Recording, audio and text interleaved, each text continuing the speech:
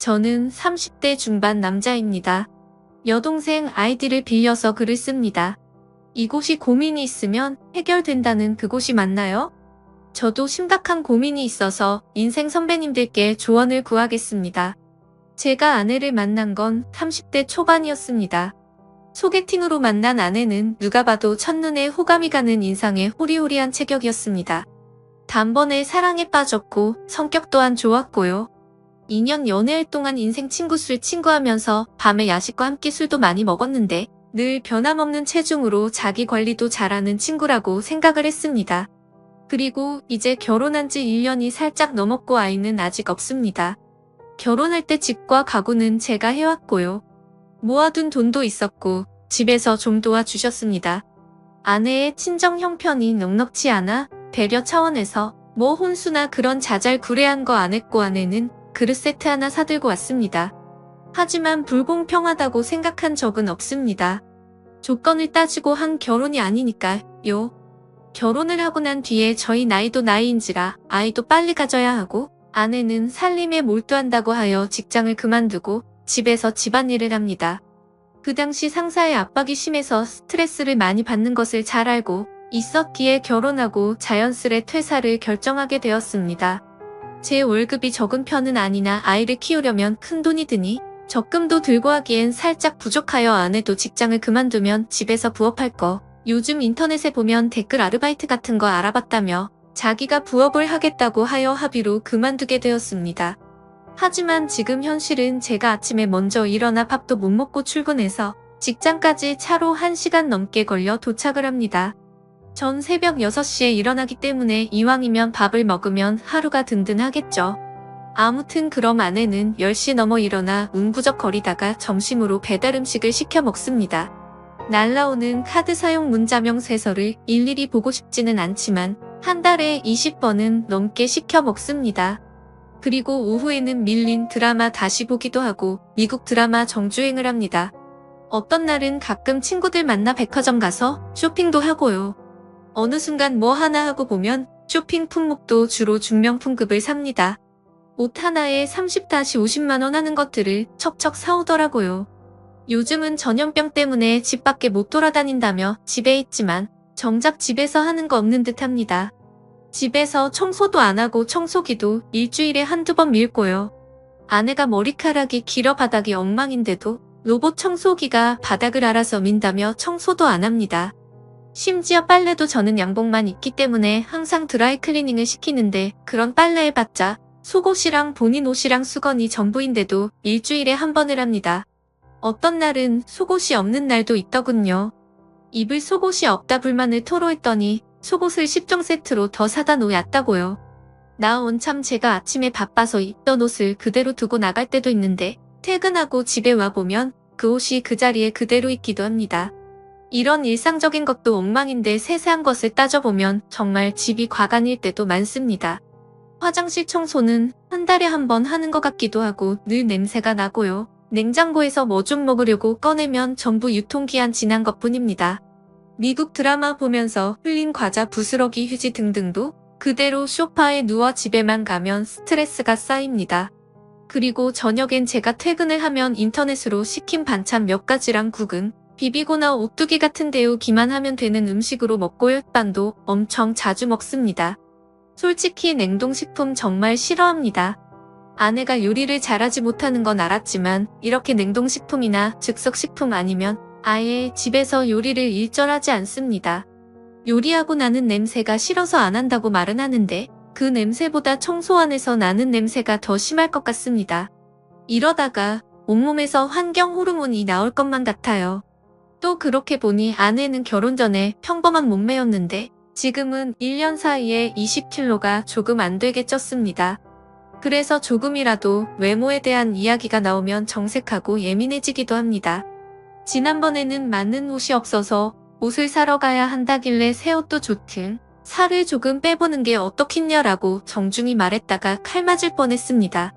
가장 최근에 본인 살찐 모습 저희 부모님께 보여주기 싫다며 자꾸 살쪘다고 이야기하셔서 듣기 싫다고 아프다고 거짓말하고 혼자 갔다 오라고 했습니다.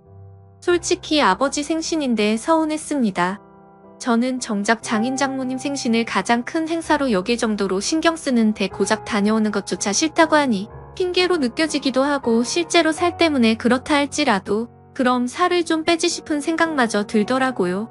그러다가 혼자 갔는데 동생이며 부모님들이 물어보는 거에 거짓말로 대충 둘러대고 기분도 좋지 않은 상황에서 문자가 오더라고요.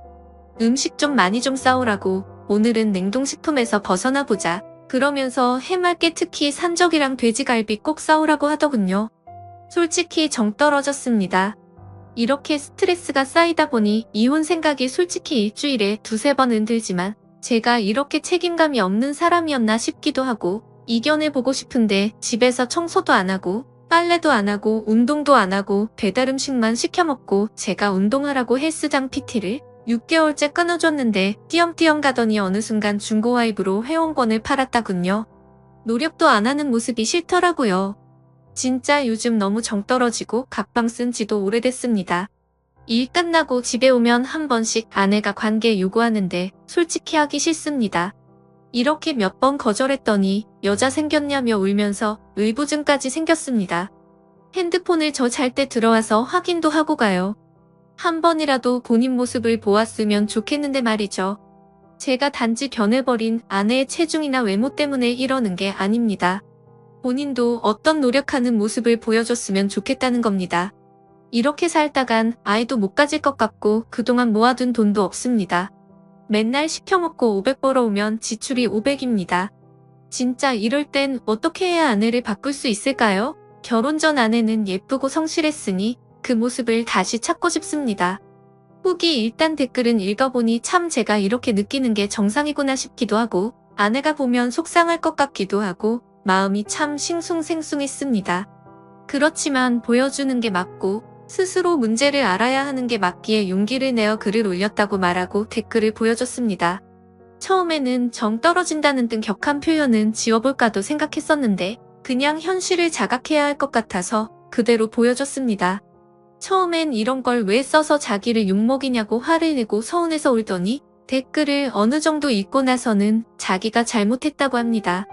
원래 결혼 전 자취할 때도 집에서 이렇게 지냈냐 모르니 사실 그때도 청소는 고사하고 밥도 편의점이나 배달 음식으로 폭식을 하는 게 스트레스 풀 방법이었다고 합니다. 그래서 결혼해서는 그런 폭식할 만큼 스트레스가 있었냐 하니까 그런 건 아닌데 확실히 몸도 편해지고 직장 스트레스가 없으니 또 그 전에 습관이 남아있어서 자신을 낳았다고 합니다. 그리고 막상 재택근무도 쉽게 구해지지 않자 불안감에 스트레스가 쌓였다고 하네요. 이렇게 살아서는 건강도 물론이고 큰일 날 수 있겠다 싶어서 여러분들 좋은 대로 제 카드에 생활비 150만원으로 한도를 설정해놨고 그 150만원 안으로 한 달 동안 식자재 사고 옷이나 샴푸 등등 필요한 생필품을 사고 보험료도 내는 방식으로 하자고 합의를 했습니다. 생활비를 설정해 놓는다는 건 생각조차 못했는데 너무 좋은 방법이다 무릎을 탁 쳤습니다. 아내도 무한정 쓰지 않고 한도 내에서 잘 살아보겠다고 하며 방법을 잘 몰랐다고 합니다. 운동은 혼자 가니 살찐 모습 때문에 더 위축이 된다고 하길래 앞으로 제가 퇴근하고 같이 헬스장을 가기로 했습니다. 가서 같이 운동을 하면서 저도 건강 챙기고 아내도 체중 감량을 하고 아내가 1년간 일을 그만두고 집에 있으면서 퇴사를 하고 나서 2달 정도는 정말 행복하고 좋았다가 좀 지나고 보니 자신이 왜 존재하는지 이런 생각에 잠겨서 마음이 좀 힘들었다고 합니다. 자신도 부지런해지고 싶고 무언가 열정적으로 매달리고 싶은데 의지도 부족하고 현실도 여의치 않아 자꾸만 안주하게 되더라고요 하네요. 그러면서 이렇게 변화할 수 있는 기회를 주셔서 고맙다고 하니 왠지 눈물마저 나더라고요. 그래서 운동을 좀 하고 마음을 좀 추스르고 취업을 하기로 했습니다. 취업 전까지는 본인이 전업주부이니 집안일을 신경 써 본다고 약속했고요. 이제는 전업주부도 본인의 업이라 생각하고 규칙적으로 신경 써서 일하겠다고 하네요.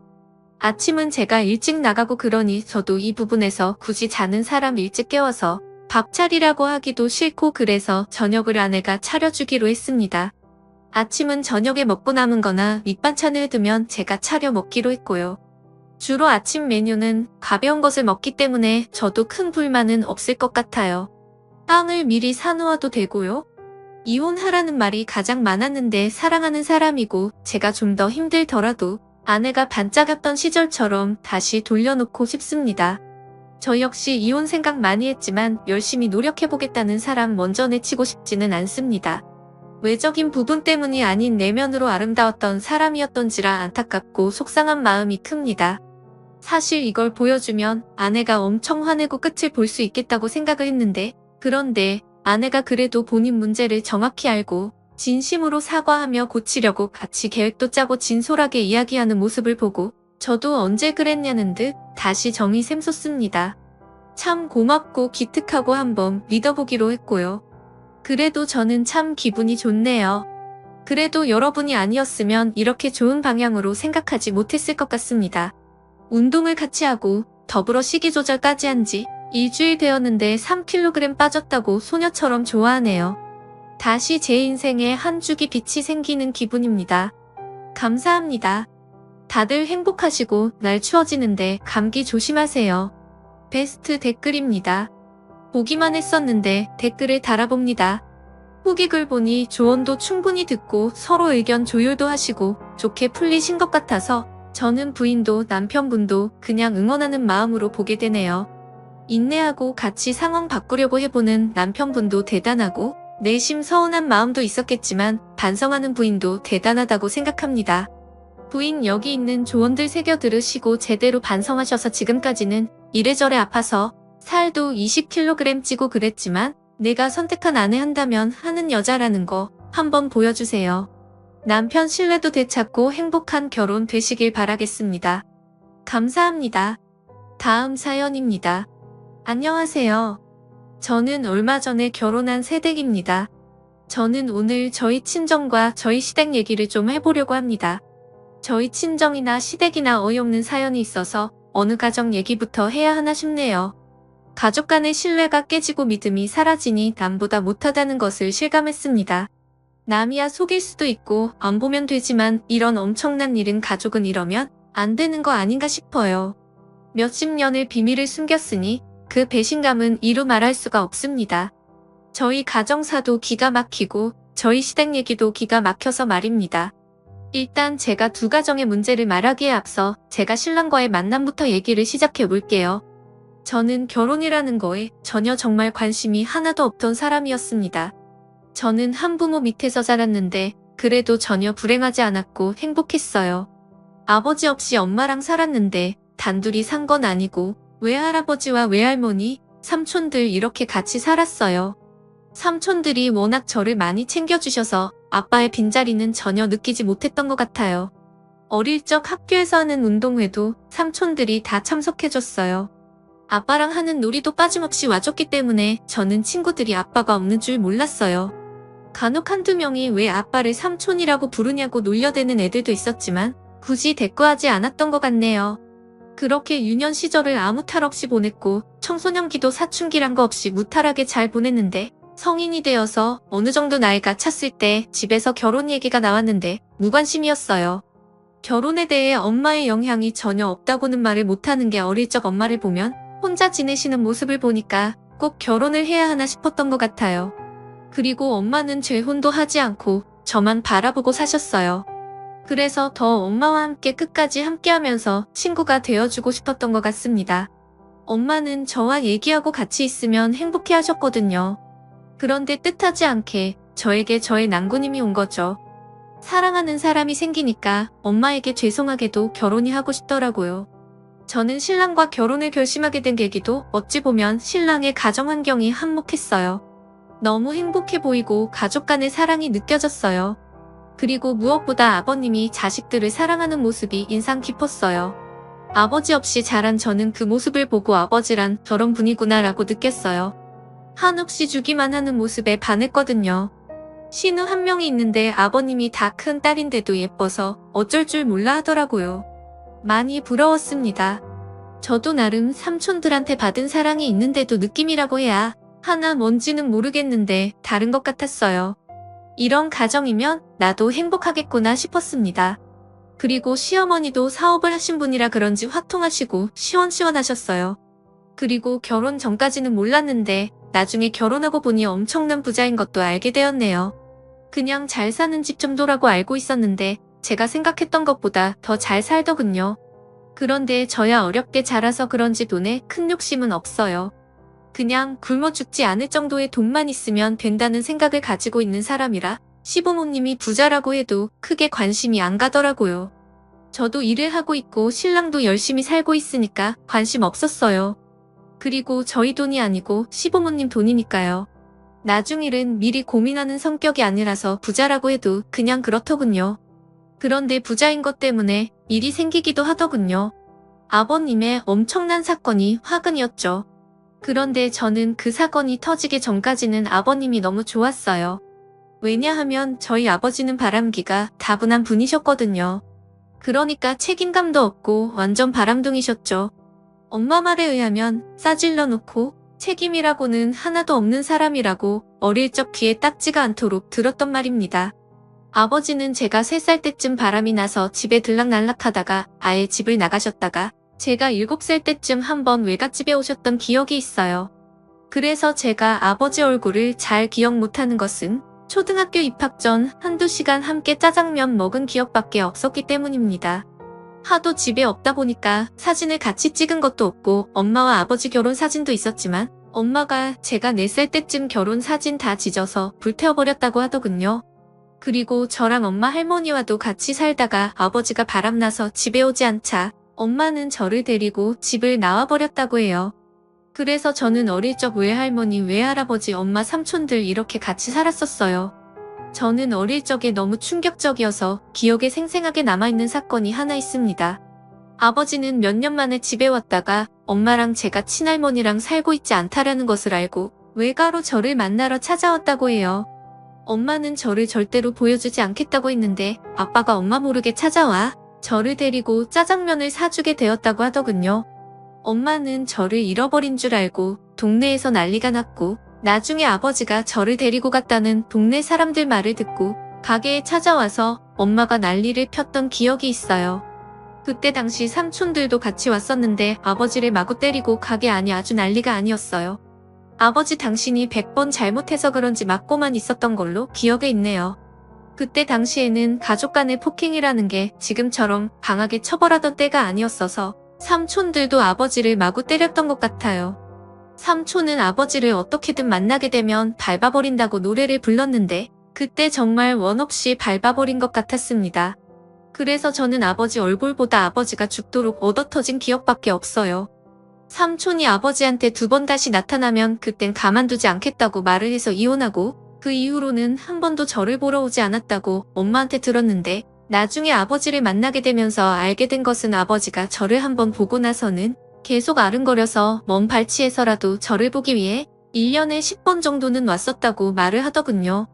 그런데 그 말을 들으니까 더 화가 났어요.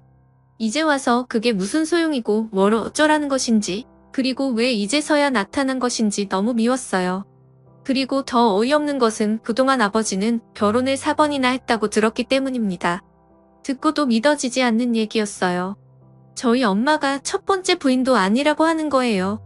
그것도 충격이었습니다. 엄마가 한 번도 말을 해주지 않아서 모르고 있었는데 나중에 엄마에게 들어보니 엄마도 아버지가 초혼이 아니라는 것을 결혼하고 저를 가지고 나서 알았다고 합니다. 엄마가 나중에 알고 나서 충격을 받았지만 친정에는 알리지 않았다고 해요. 잘 살면 되겠지 하고 다 묻었는데 이런 고마움도 모르고 아버지가 또 바람을 피워서 결국 엄마도 더 이상 참지 않고 아버지가 바람나서 집을 나갔을 때 이혼도 해야 하고 더 이상 인연이 아니다 싶어서 끝을 보기 위해 삼촌들한테 알렸다고 하더군요. 원래 아버지는 엄마와 결혼 전 전부인과 이혼하고 바로 엄마를 만나면서 결혼을 했다고 합니다. 전부인한테는 애가 하나 있었다고 하네요. 그러다 엄마랑 헤어지고 실컷 이 여자 저 여자 바람피다 새파랗게 젊은 여자랑 또 결혼해서 애도 낳고 또 헤어져 지금 살고 있는 부인에게서 또 자식이 셋이나 있다는 거예요. 정말 기가 막혔습니다. 그러니까 저에게 이복 형제가 자그만지 6명이나 있다는 거예요.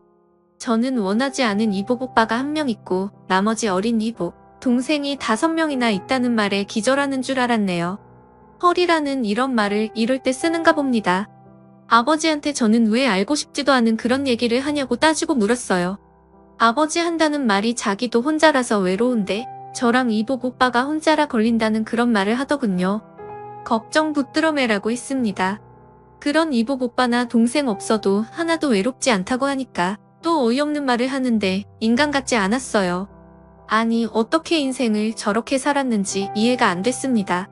더 기가 막힌 것은 저 결혼한다는 소식을 어떻게 듣고 그동안 먼 발치에서만 보다가 꼴의 아버지라고 결혼식에 제 손을 잡고 들어가고 싶다고 그 말할 땐 정말 무릎 꿇고 비는데 저는 절대로 받아줄 수 없었어요. 그래서 저는 아버지한테 절대로 오지도 말라고, 시댁에는 아버지가 어렸을 때 돌아가셔서 외삼촌이 아버지나 다름없이 컸다고 말해뒀으니까 사람 죽는 꼴 보고 싶지 않으면 오지 말라고 했습니다. 더 기가 막힌 것은 아버지의 말이었어요. 자식들이 그렇게 많아도 딸이라고는 저 하나뿐인데 어떻게 모른 체 하냐는 겁니다. 저는 커피숍에서 만나서 얘기를 하는데 주변에 누가 있든 없든 신경 쓰지 않고 마구 쏘아붙이며 말했어요. 다신 찾아오지도 말고 전화하지도 말라고, 그냥 제 인생에서 꺼져달라고까지 했습니다. 제 말이 심하다 싶었는지 손을 올리려 하더군요. 그래서 한번 때려보라고 머리를 들이댔어요. 자신도 더 이상 안 되겠는지 그냥 자리에서 일어나 나가더군요. 저는 나가는 그 사람 뒤통수에 대고 소리쳤어요. 저는 오빠도 동생도 없으니까 두 번 다시 형제 어쩌고 말하지 말라고 소리쳤습니다. 그 이후 아버지란 사람의 소식은 전혀 들을 수 없었습니다. 그래서 저는 결혼 전 그냥 신랑이랑 같이 입장했습니다. 그런데 이 사람이 이렇게 나온 엄청난 이유가 있었는데 그걸 알게 되었네요. 하루는 그날따라 일이 너무 많아서 일에 찌여 있는데 모르는 번호로 전화가 와서 업무가 너무 바쁘기도 하고 모르는 번호이기도 해서 전화를 받지 않고 있었어요. 그런데 나중에 보니까 전화가 수십 분도 넘게 와 있는 겁니다. 도대체 누구길래 이러나 싶어서 점심시간대에 전화를 해봤어요. 여보세요 하는데 젊은 여자더라고요. 저는 그 사람을 전혀 모르니까 상대방이 말을 할 때까지 기다렸습니다. 저에게 그 많은 전화를 했을 때는 무슨 이유가 있겠지 하고 상대방의 대답을 기다리고 있는데 갑자기 흐느끼면서 다짜고짜 자기를 만나줄 수 있냐는 거예요. 이건 뭐지 했네요.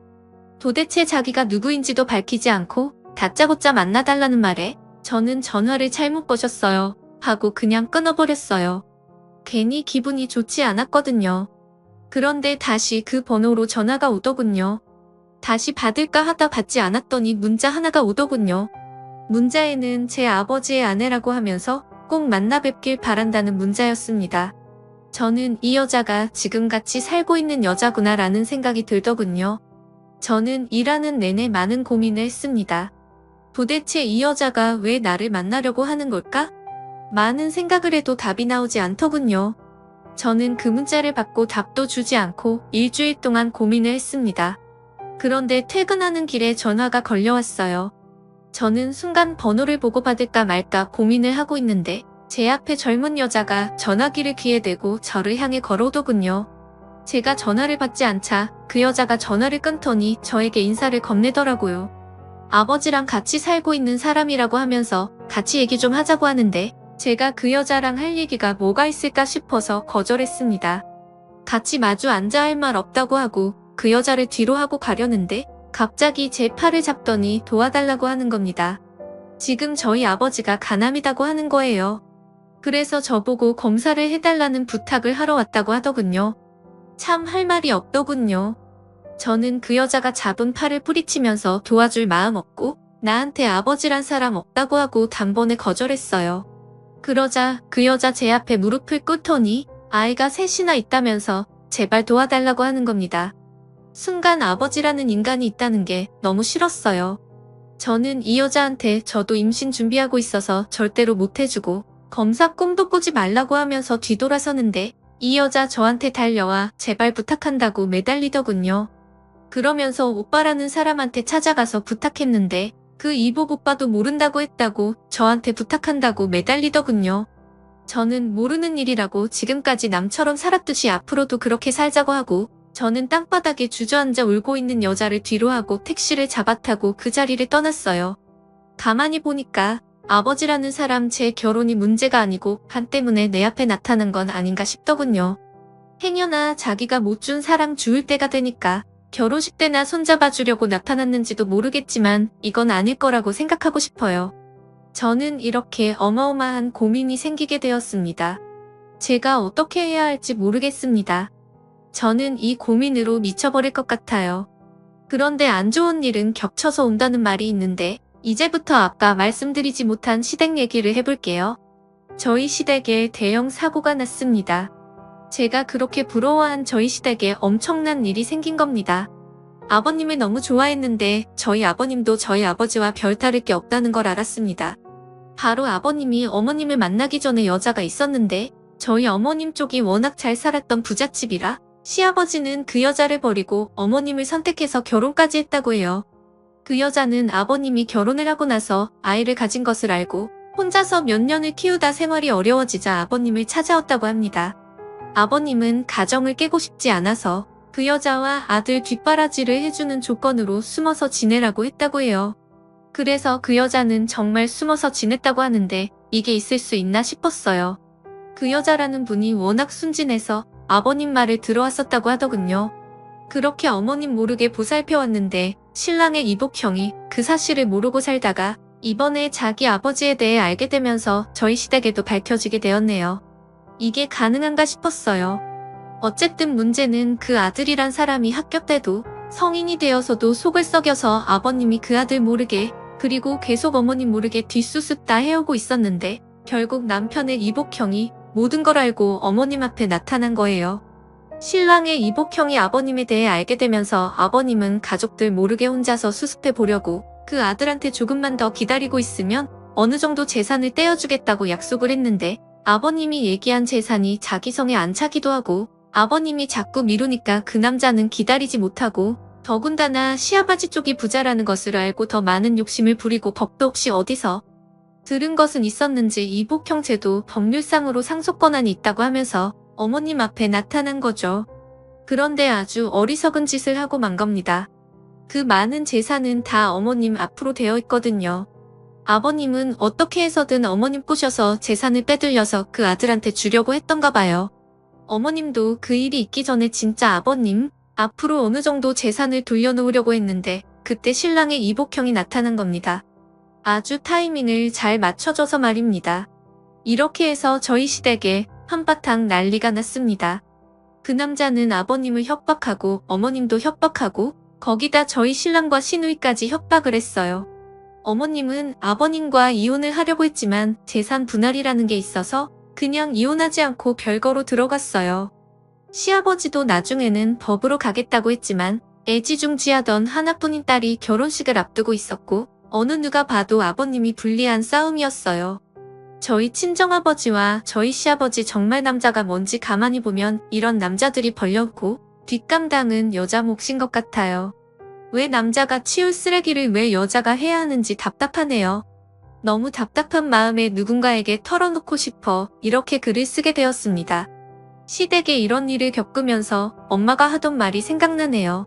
혹시라도 내 아버지가 결혼이라도 했으면 나중에 내 이복동생들이 내 앞길을 막으면 어쩌냐 하고 걱정하셨는데 그 말이 저한테가 아니라 저희 신랑한테 이런 일이 일어날 줄은 꿈에도 정말로 몰랐습니다. 저한테는 동생들이 문제가 아니고 아버지가 걸림돌이 되었네요. 아직 엄마에겐 아버지 사실을 말하지 않았는데 어떻게 해야 할까요? 저는 지금 아버지 때문에 문제이고 저희 시댁은 시아버지 때문에 아주 시끄럽습니다. 그 이복형이라는 사람이 나서서 설치는 바람에 땡전 한 분 못 받고 아버님은 집에서 쫓겨나 어머님과 지금 별거 중이십니다. 그리고 그 남자 저희 시댁집에 와서 행패를 부려서 접근금지 가처분 신청이 되어 있습니다. 이를 위반했을 경우 형이 무겁고 벌금도 만만치 않고 부류의 처벌도 받을 수 있다고 해서 그런지 아직은 조용히 지내고 있는 걸로 알고 있네요. 아버님을 이제는 다시 볼 일이 없을 것 같네요. 어머님은 돈이 많으니까 변호사가 다 알아서 해결을 해주시는 것 같았습니다. 저는 이번 일을 겪으면서 돈이 없는 것보단 있어서 변호사라도 구할 수 있으니 좋은 것 같기도 하고 돈이 없었으면 이런 일이 생겼을까 싶기도 하고 참 돈이라는 게 아이러니하네요. 저희는 어머님이 시키는 대로 대처하고 있고 모든 것이 별 문제 없이 해결되길 바라고 있을 뿐입니다. 그리고 마지막으로 저는 정말 어떻게 해야 하는 것이 좋은지 여러분의 소중한 의견 부탁드리겠습니다. 감사합니다.